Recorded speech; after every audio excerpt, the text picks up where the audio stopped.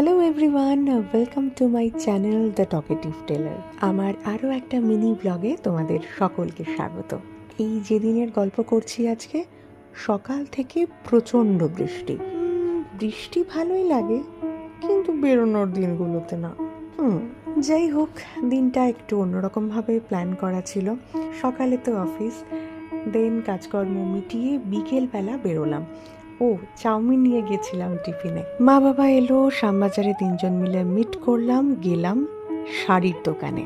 মা বাবা আমাকে পুজোতে 2টো শাড়ি গিফট করেছে, আর এই দিন আমি নিজেকে একটা শাড়ি গিফট করলাম। আমার পুজো ব্লগগুলোতে তোমাদের সব কিছু শেয়ার করব। শাড়ির দোকান থেকে খাওয়ালো চা খেয়ে ঢুকলাম উত্তরা মার্কেটে। অ্যান্ড বিশেষ কিছু না, টুকটাক কিছু কেনাকাটা হলো। দেন এই ইডলি, সাম্বার, ধোসা, কুলফি খেয়ে বাড়ি।